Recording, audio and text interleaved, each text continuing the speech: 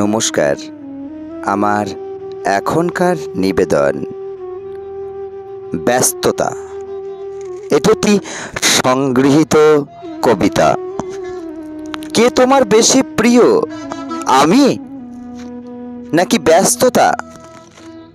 খুব আফসোস হয় জানো, যদি তোমার ব্যস্ততা হতে পারতাম। বলেছিলে মঙ্গলে নিয়ে যাবে, মনে আছে? তুমি, আমি আর সে। আমাকেই তো ভুলিয়ে দিয়েছে তোমার ব্যস্ততা। তার কথা কি রেখেছ মনে? সজনে ডাঁটা বলেছিল ফুল আর পাখির সাথে গোল্লা ছুট খেলবে। ওর কি গোল্লা ছুটের নিয়ম মনে আছে, নাকি সেও ভুলিয়ে দিয়েছে ব্যস্ততা? মনের মধ্যে ছোপ ছোপ দাগ পড়ে গেছে, পারবে সেই দাগ মুছে দিতে? পারো না? ব্যস্ততা থেকে একটুখানি বেরিয়ে তোমার প্রেম রঙে রাঙিয়ে দিতে আমার মন। আবার নাকি নতুন করে প্রেমে পড়েছ? পুরাতন মানুষের সাথে নতুন প্রেম বুঝি এমনই হয়? ভালো কি একটু বেশিই বাসো? তাই তো ব্যস্ততার কথা মতো আর খোঁজও নাও না।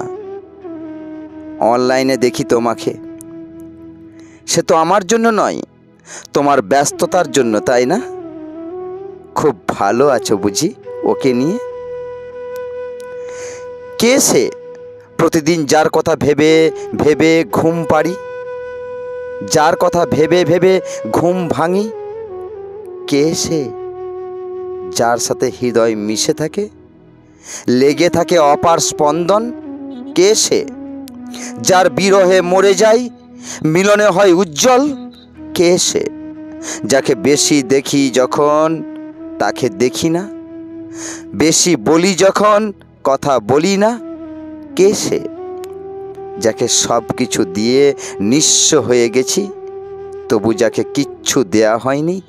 কে সে যার কাছে চাওয়া পাওয়াতে অনেক অপূর্ণতা, আবার এই অপূর্ণতাতেই আনন্দ? কে সে যাকে নিয়ে উড়াল দিতে চায় মহাকালে, কিন্তু যার সাথে এক কালও থাকা হলো না?